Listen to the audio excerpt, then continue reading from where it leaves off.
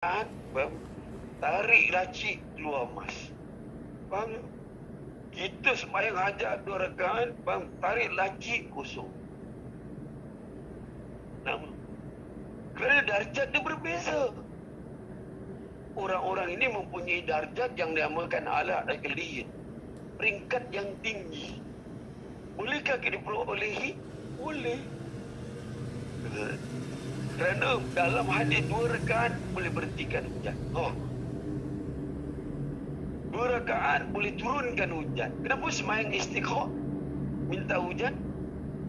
Kerana doa kita, sembahyang kita dimakbulkan. Waktu saya sembahyang umpama hajat di Mekah, faham tu? Orang dulu cakap, dia kata dulu kalau imam sembahyang aja habis seli salam hujan turun. Faham tu? Ini bawa kita sembahyang hajat ke sana, it takes time pula turun. Faham tu? 2 hari baru hujan. Faham tu? Mungkin bangunnya sebab musabab, wallahu a'lam bisawab. Faham ya? Hanya Allah saja yang mengetahui. Faham ya? Mungkin bangunnya imam tu ikhlas. Yang kita sembahyang hajat ni, as-salatul hajat. Kita sembahyang hajat. Kira. Dia terpaksa lah. Masa dia panggil salat hajat, aku pun salat lah. Faham ya? Tapi tak ikhlas. Waduh. Tak mungkin kita dapat selesai kan. Faham ya? Mesti ikhlas kan. Walaupun orang suruh, kau hilang sembahyang hajat. Faham ya? Pasal aku sembahyang hajat pasal disuruh. Bukan Allah suruh. Masya Allah. Tak ikhlas. Dahulukan Allah daripada manusia. Maka ibadah awak tu dikatakan adat, bukan ibadah. Tu. Para jemaah yang dirahmati Allah Subhanahu Wa Taala, ni berdasarkan salat hajat ni dalam Al-Quran. Tadi sebentar tadi saya dah baca. Ulangkan kembali sebagai mukhaddimah kita. Al-Baqarah ayat 153. Ya ayyuhallazina amanu isti'uha. Ya ayyuhallazina amanu. Ista'inu bis-sabri was-salah. Innallaha ma'a tengok. Innallaha ma'as sabirin. Wahai, masuklah umpama sembahyang hajat. Saya akan kupertekanankan bagimu. Sesungguhnya orang-orang yang menyombong dirinya daripada menyembah aku. Faham ya? Aku sembahyang hajat tentu sampai sombong. Faham ya? Dan masuk neraka jahanam dalam keadaan hina dan dina. Jangan sombong. Saya kalau sembahyang hajat kan tentu sampai. Saya tu, orang cakap aku kalau solat sembahyang, aku tu. Itulah saya sombong tu lah. Dia sombong.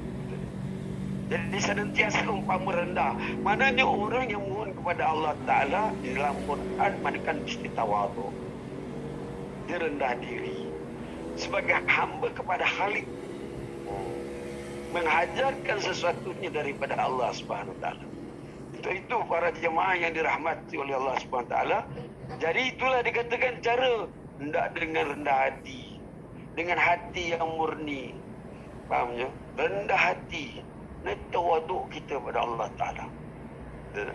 Rendah hati. Yang fardu 5 rakaat lagi umpamanya tak betul. Pasal sembahyang hanya pasal hajat saja betul. Boleh. Faham ya? Semua solat kita umpamanya. Jadi apatah lagi umpamanya orang yang sembahyang hajat ini berdasarkan kepada sunnah dia. Faham ya? Maka dia nak bagus umpamanya. Saya hanya hendak membawa petikan hadis Nabi Muhammad SAW. Tinggalkan pahamanya hadis yang merupakan ayat Quran dulu. Ayat hadis dari Arab dulu. Faham ya? Agar mempercepatkan. Apabila kita berusaha seorang itu berwudu kemudian membaguskan wudunya dan mengerjakan salat 2 rakaat di mana ia tidak membicara dengan dirinya dalam berwudu, tidak berbual-bual. Dan solat tentang hal duniawi, tentang apa? Solatnya tentang duniawi. Saya keluar ia segala dosa.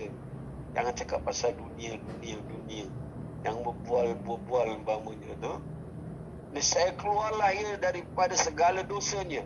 seperti hari ia dilahirkan oleh ibunya. Demikian sabda Rasulullah SAW dari Utsman bin Affan, hadis Bukhari dan Muslim. Jadi berarti umpamanya kalau kita ada hajat, baguskan.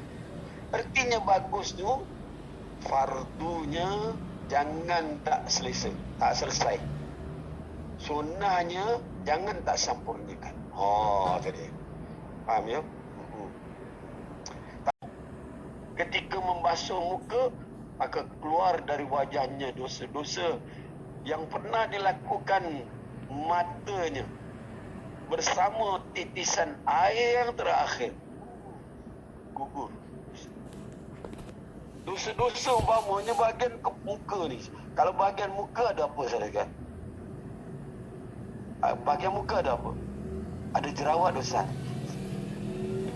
Betul lah tu. Orang yang ada jerawat. Sebenarnya apa yang dikatakan di sini berkenaan di muka ini, tidak ada mata umpamanya di situ keluar. Dosa mata saudara hari-hari saudara sekalian. Betul. Cuma awak tak pakai umum. Apa? Umum. Aimu. Umum. Aimu. Betul tak? Masa pandang banyak ni. So, kalau sekiranya aimu tu macam wudu kata dah masuk. Keluar nampak muka tu main lagi ya. Wah, tapi wudu je. Dosa-dosa mata tu keluar. Ketika membasuh kedua tangan, maka keluarlah setiap dosa yang pernah dilakukan tangannya bersama titisan air yang terakhir. Ya Allah. Ketika membasuh kaki, maka keluarlah dosa-dosa yang dijalani oleh kakinya bersama titisan air yang terakhir. Buat pergi tempat-tempat senonoh. Faham ya? Bukan tempat-tempat senonoh je. Pergi umpama berjumpa pacaran. Itu buat kat sini. Faham ya? Bukan isteri tu. Itu juga dosa tau kaki tu. Faham ya? Lepas tu nak jumpa mak mertua minta ampun.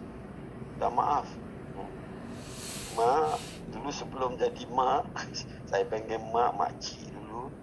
Pernah saya bawa ni macam kuali dah sudah. Ya, tali. Walaupun benda tu sekalipun, faham ya? Kita lihat tu Allah anugerah. Allah yang beri. Faham ya? InsyaAllah. Faham ya sekali? Kalau sesuatu tu umpamanya nak dapat dicerita, tak ada kefahaman kepada yang dicinta dan disayang.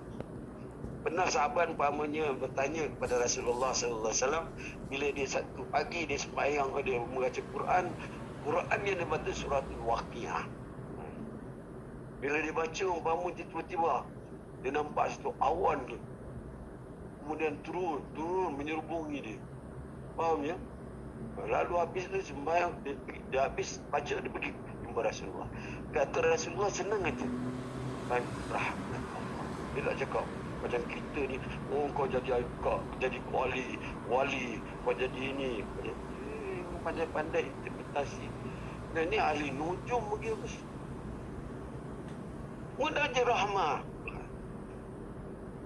Nampak kadang-kadang orang-orang yang macam ni pun nampak. Faham ya? Ya Allah beri je. Tapi orang yang sebelah-sebelah, dia tak nampak. Faham ya? Dia tak nampak. Pasal dia tak nampak umpama ni, dia tak pakai kacamata. Itu je.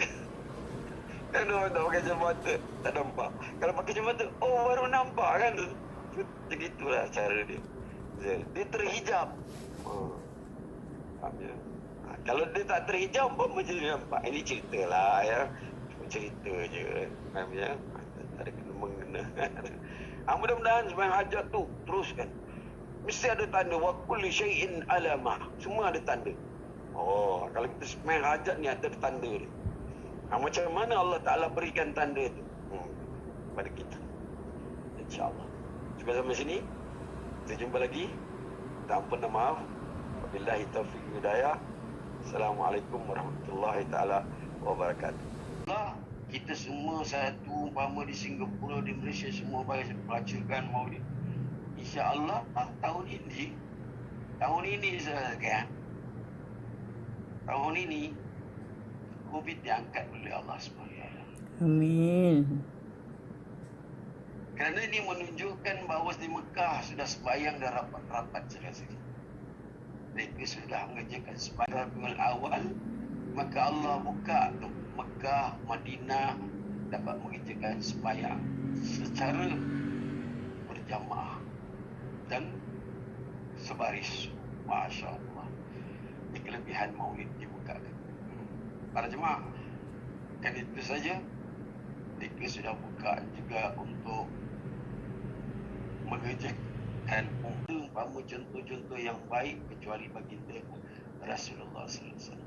Jadi Ta'ala membuatkan sunnah-sunnah itu kita hidup. Alaikum bisunnati wa bisunnatil khulafa'ir rasyidin min ba'di. Di atas kamu wajib mengikut sunnahku dan mengikut sunnah khulafa' ar-rasyidin. Para jemaah,